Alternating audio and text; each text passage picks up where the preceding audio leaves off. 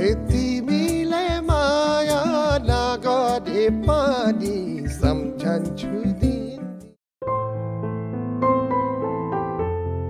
कसले नाम कमाइरहेको छ झलकमान गन्धर्वका गीतहरूबाट।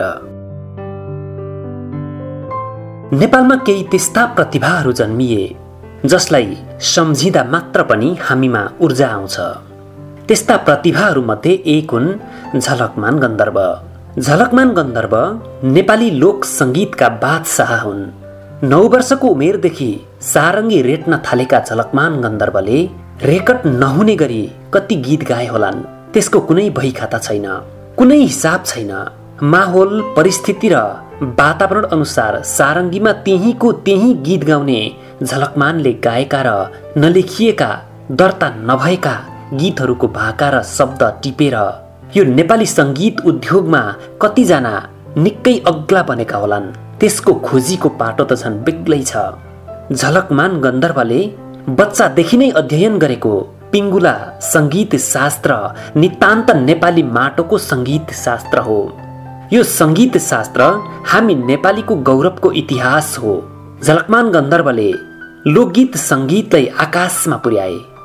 लोकगीतमा उनले वेद, मन्त्र, सवाई, कर्खा, बेलोल, रामकली, घटना, महाल, मङ्गल, मालश्री, देउसी भैलो, रतेउली, असारे, झ्याउरे आदि भाकाहरूलाई आजीवन सम्मानपूर्वक शिरमा राखेर हिँडे।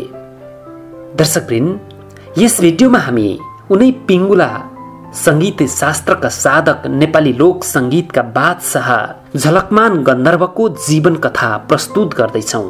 हामी अनुरोध गर्छौँ यो भिडियोलाई तपाईँहरूले पुरा हेरिदिनुहोस् र झलकमान गन्धर्वको सम्मान स्वरूप यो भिडियोलाई लाइक, कमेन्ट र सेयर गरिदिनुहोस्। हामी यो आशा पनि गर्छौँ। यदि तपाईँलाई अरू कसैको जीवनीको बारेमा जिज्ञासा छ भने पनि हामीलाई कमेन्टमा लेखिदिन सक्नुहुन्छ।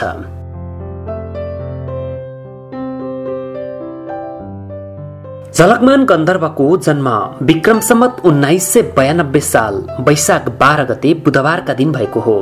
उनी कास्की जिल्लाको कालीखोला किनारमा रहेको बाटुला चौर पोखरामा जन्मेका हुन्। उनका बुबाको नाम दुर्गा बहादुर गन्धर्व र आमाको नाम भागीरथी मकैडाली गन्धर्व हो। झलकमान गन्धर्व दुर्गा बहादुर र भगीरथीका जेठा सन्तान हुन्। बुबा दुर्गा बहादुर गन्धर्वले झलकमान गन्धर्वलाई सानैदेखि सारङ्गी रेट्न सिकाए। पिङ्गुला सङ्गीत शास्त्रको जग हालिदिए। सानैदेखि सोझा र सरल प्रकृतिका झलकमान गन्धर्व 9 वर्षको उमेरदेखि जीविकोपार्जनका लागि सारङ्गी बजाउँदै गीत गाउन थाले। उनको बिहान सारङ्गी रेट्दै झुल्किन्थ्यो भने सारङ्गी रेट्दा रेट्दै साँझ ढल्थ्यो। त्यति बेला गाइने शब्दको सम्बोधन खासै सम्मानित सम्बोधन थिएन। शब्दकोशका अनुसार त गाइने शब्दले व्यावसायिकताको अर्थ दिन्छ। शब्दकोशमा गाइने शब्दको अर्थ नेपालको सारङ्गीका लयमा राष्ट्रिय गाथा गाएर जीविकोपार्जन गर्ने एक वर्ग भनेर उल्लेख गरिएको छ।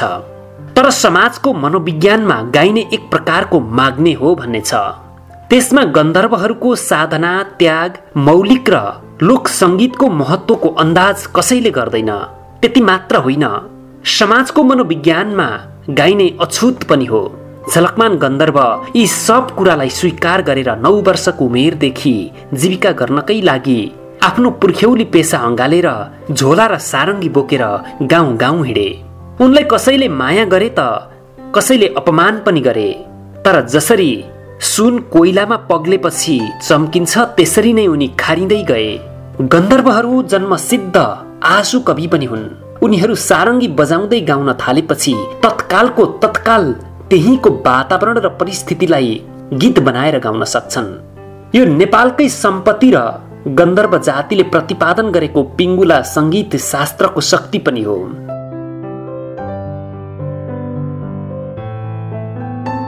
झलकमान गन्धर्वले यसरी नै सारङ्गी रेट्दै गाउँ गाउँ डुल्दा डुल्दै अरू गन्धर्वहरूभन्दा फरक पहिचान र परिचय बनाउँदै गएका थिए। उनको त्यो गाउने कलाबाट तत्कालीन अञ्चलाधीश लक्ष्य बहादुर गुरुङ प्रभावित थिए र त्यस क्षेत्रको गीत सङ्गीतमा काठमाडौँसँग जोडिएका कल्याण शेरचन पनि परिचित थिए। विक्रम सम्वत 2023 सालमा काठमाडौँमा राष्ट्रिय लोकगीत प्रतियोगिता भएको थियो। त्यो प्रतियोगितामा कल्याण शेरचनको नेतृत्वमा लक्ष्य बहादुर गुरुङको साथ लागेर काठमाडौँ पहिलोचोटि पुगे झलकमान गन्धर्व। त्यो प्रतियोगितामा उनले आफै रचना गरेको, आफैले सारङ्गीमा सङ्गीत भरेको कर्खा लोकगीत गाए। आमाले सोध्लिन् नि खोइ छोरा भन्लिन्। उक्त प्रतियोगितामा झलकमान गन्धर्वले गाएको त्यही कर्खा लोकगीत प्रथम भयो। उनले राजा महेन्द्रका हातबाट पदक र 1000 रुपैयाँ पुरस्कार पाए। विक्रम सम्वत 2023 सालको 1000 रुपैयाँ अहिलेको पैसाको राशिसँग तुलना हुनै सक्दैन। त्यो सँगै उनको जीवनमा अर्को यात्रा सुरु भयो, रेडियो नेपालको यात्रा। उनको लोकगीतबाट प्रभावित भएका राजा महेन्द्र र कवि केशरी धर्मराज थापाले उनलाई रेडियो नेपालमा सारङ्गी बजाउने जागिर दिए। यसरी उनी रेडियो नेपालमा पुगे। रेडियो नेपालमा सारङ्गी बजाउने जागिरे उनी 3 वर्षपछि रेडियो नेपालमा गायकको रूपमा बढुवा भए।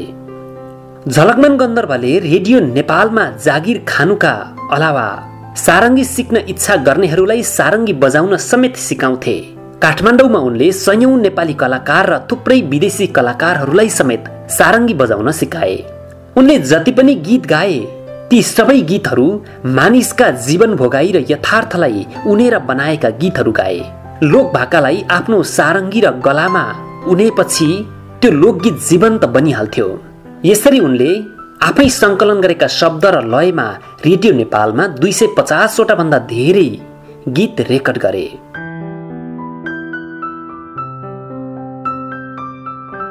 झलकमान गन्धर्वको सारङ्गी र गायन कलाबाट नेपालीहरू मात्र नभएर विदेशीहरू पनि प्रभावित थिए। याक एन यति होटेलले सरकारी खर्चमा भैरव नृत्यलाई विदेशका विभिन्न ठाउँमा देखाउने कार्यक्रमको आयोजना गर्यो। त्यो भैरव नृत्य दलमा सामेल भएर Jhalakman Gandharva German, Belgium, Switzerland, Yugoslavia, France, Bharat लगायतका दर्जनौं देशमा सारङ्गी बजाउँदै गीत गाउन पुगे। जुन देशमा पुगेर उनले सारङ्गी रेटे त्यो हेर्ने र सुन्नेलाई उनले आकर्षित गरेरै छाडे। भाषा फरक भएर के भयो, सङ्गीतको धुनको मर्म संसारको एउटै हुन्छ। झलकमान गन्धर्वको भाषा विदेशीहरूले नबुझे पनि सारङ्गीको भाषा भने विदेशी श्रोताहरूले पनि बुझे। झलकमान गन्धर्वले गीत मात्र गाएनन्, लोकगीतमा जागरण पनि ल्याए। तर राज्य सधैँ शक्तिको वरिपरि मात्र घुम्छ। यदि त्यसो हुँदैन थियो भने झलकमान गन्धर्वले पाउने सम्मान र उनको बारेमा धेरै काम गर्न सक्थ्यो राज्यले, र गर्नुपर्ने दायित्व पनि थियो। पिङ्गुला सङ्गीत शास्त्र नितान्त नेपाली सङ्गीत शास्त्र हो। हामी नेपालीहरू रविन्द्र सङ्गीत शास्त्र र शास्त्रीय सङ्गीतलाई आफ्नो भनिरहेका छौँ। यो भारतीय पृष्ठभूमिको सङ्गीत हो। नेपाली पृष्ठभूमि भएका सङ्गीत शास्त्रलाई पाठ्यक्रम बनाएर सङ्गीत विद्यालयहरूमा अनिवार्य गर्ने हो भने पिङ्गुला सङ्गीत शास्त्र पनि बाँच्थ्यो। त्यो नेपालीहरूको गौरवको विषय हुन्थ्यो। झलकमान गन्धर्वका 250 वटा भन्दा धेरै गीत त रेडियो नेपालमा रेकर्ड नै भएका थिए। तर ती गीतहरू कहाँ छन् थाहा छैन। ती मध्ये म्युजिक नेपालले 11 वटा गीत समावेश गरेर झलकमान गन्धर्वका लोकगीतहरू नामक एउटा एल्बम सार्वजनिक गरेको छ। अरू केही फुटकर गीतहरू सुन्न पाइन्छ, नत्र झलकमान गन्धर्वका अरू गीत कहाँ छन्। उनले सिर्जना गरेका तर औपचारिक रेकर्ड नभएका गीतहरू त झन् कहाँ होलान्। रेडियो नेपाल जस्तो जिम्मेवार संस्थामा भएका उनका सयौं गीतहरू कसले र किन गुमनाम बनाए। झलकमान गन्धर्वका ती कालजै गीतहरूमा कसले आफ्नो नाम राखेर सम्मानित भए, कसले फोस्रो धाक लगाए। उनका बारेमा बोल्नु पर्ने र बोल्ने ठाउँमा भएकाहरू झलकमान गन्धर्वको कुरा निस्कन्छ कि वा खोजी पो भइहाल्छ कि भनेर किन झस्किन्छन्। खोजी गर्ने कुरा उठ्दा विषयलाई किन अन्तै मोड्छन्।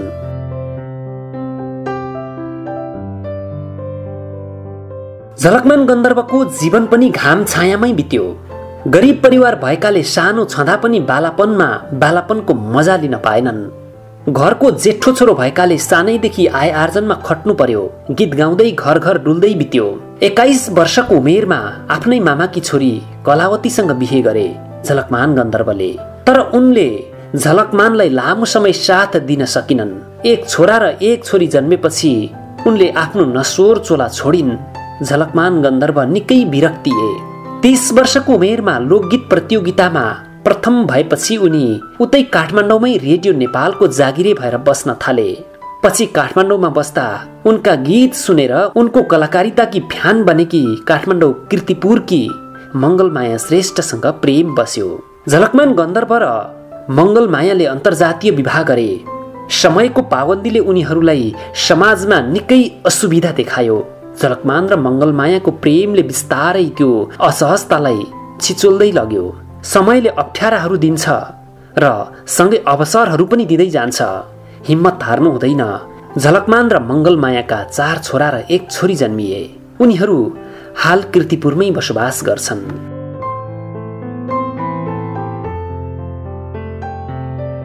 झलकमान गन्धर्वको बारेमा जति खोजी र सम्मान हुनुपर्ने हो त्यति भएको छैन।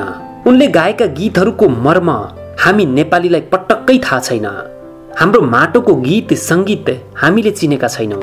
तर हाम्रो भाषै नबुझ्ने बङ्गाली गायकलाई थाहा भयो झलकमान गन्धर्वको गायनको शक्ति। ती व्यक्ति थिए भारतीय बङ्गाली सङ्गीतकार तथा गायक अर्को मुखर्जी।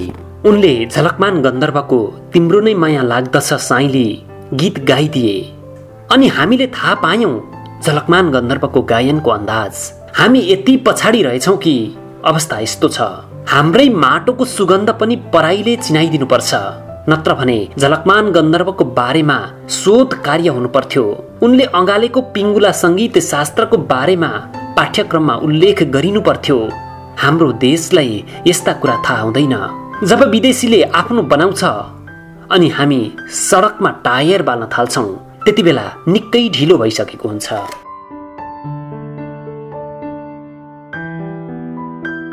झलकमान गन्धर्वले माया प्रीति, तिर्सना, दाइजो लगायत चलचित्रहरूमा गीत लेखन, सङ्गीत र पार्श्व गायनको रूपमा समेत काम गरेका छन्।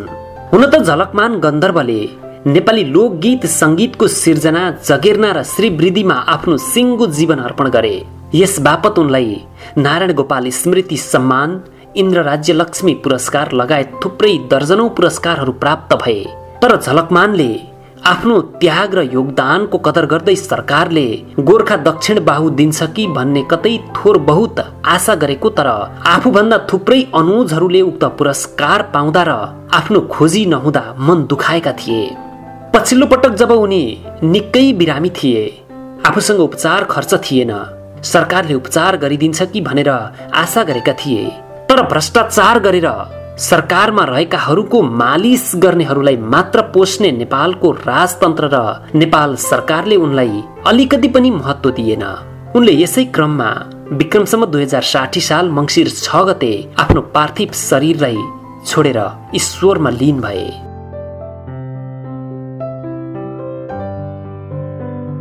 केही त देशको राजनीति अवस्था र केही चाहिँ सरकारको इच्छा। झलकमान गन्धर्वले मृत्युमा जुन सम्मान पाउनु पर्ने हो त्यो हुन सकेन। सरकारले उनका छोराछोरीलाई जागिर लगाइदिने र बाँच्ने व्यवस्था गरिदिने वचन दिएको थियो, त्यो अझै पनि भएको छैन। उनको नाममा प्रतिष्ठान बनाउने र काठमाडौँको कुनै एक ठाउँमा उनको प्रतिमा राख्ने कुरा थियो सरकारको, त्यो पनि पानीको फोका जस्तै भयो। उनका जेठा छोरा कर्णबहादुर गन्धर्व अहिले पनि पोखरा आसपासका ठाउँहरूमा सारङ्गी रेड्दै गाउँ गाउँमा डुल्ने गर्छन्। उनको स्मृति दिवसमा उनको जीवनी र उनको बारेमा अध्ययन गरेर छापेको पुस्तक बेचेर उठेको पैसाको ब्याजले नवस्रष्टाहरूलाई सम्मान गर्ने र झलकमान गन्धर्वको स्मृति दिवस मनाउने भनेर पुस्तक प्रकाशन गरेको थियो। उक्त पुस्तक पनि बिक्रीको जिम्मेवारी लिएको संस्थाले गोदाममै धमिरालाई खुवायो। उनी बितेको धेरै वर्षपछि घनघोर सङ्घर्ष गरेर पोखराको उनी जन्मेको ठाउँ बाटुले चौरमा उनको प्रतिमा सम्म चाहिँ राखिएको छ, त्यो पनि नेपाल सरकारको तर्फबाट चाहिँ होइन।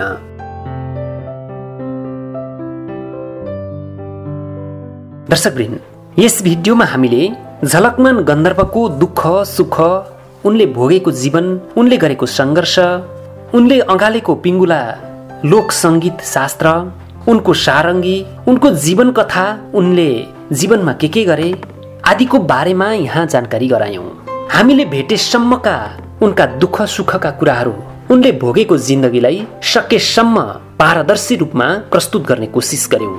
झलकमान गन्धर्वको त्याग, तपस्या र नेपाली लोक सङ्गीत प्रतिको मोह र समर्पणलाई नेपाल सरकारको तर्फबाट र नेपाली संगीत कर्मीहरूको तर्फबाट केही पनि हुन सकेको छैन। उनले जुन त्याग गरे, उनले जुन लगानी गरे, उनले जुन तपस्या गरे, त्यसको बदलामा उनलाई पछिल्लो समयका संगीत कर्मीहरूले सम्झिँदा पनि सम्झिएका छैनन्। उनका त्यति धेरै गीतहरू रेकर्ड भए, उनका रेकर्ड नभएका हजारौं गीतहरू थिए, ती कहाँ छन्? उनले बनाएका ती गीतहरू कसले गाए, कसले आफ्नो नाममा प्रकाशन गरे, रेकर्ड गरेर आफ्नो नाम कमाए, त्यसको कुनै लेखाजोखा छैन। अहिले त झलकमान गन्धर्वका त्यही 10-12 वटा गीतहरू मात्रै बज्ने गर्छन्, बाँकी गीतहरू कहाँ छन् उनका? यो एउटा खोजीको विषय होस् र यो विषय आधिकारिक संस्थाहरूले खोजी गरून् भनेर हामीले यहाँ उठान गर्न खोजेका हौं। आदरणीय दर्शकवृन्द, तपाईहरुलाई यो भिडियो हेरिसकेपछि कस्तो लाग्यो? एकजना अग्रज सम्मानित कलाकार, नेपाली लोक संगीतका बादशाह, हामीले सम्मान गर्नुपर्ने व्यक्तित्व झलकमान गन्धर्वको यो जीवनी तपाईहरुलाई मन पर्यो भने लाइक, कमेन्ट र शेयर गरिदिनु हुनका लागि विनम्र अनुरोध गर्दछौं। सार्वजनिक नभएका र तपाईहरुले सुनेका कुनै पनि त्यस्ता गीत छन् झलकमान गन्धर्वका भने त्यो गीतको बारेमा समेत कमेन्ट बक्समा उल्लेख गरिदिनु हुन विनम्र अनुरोध गर्दछौं। यो भिडियोलाई अन्तिमसम्म हेरिदिनु भएकोमा तपाईहरुलाई धेरै धेरै धन्यवाद। हवस् त, नमस्कार।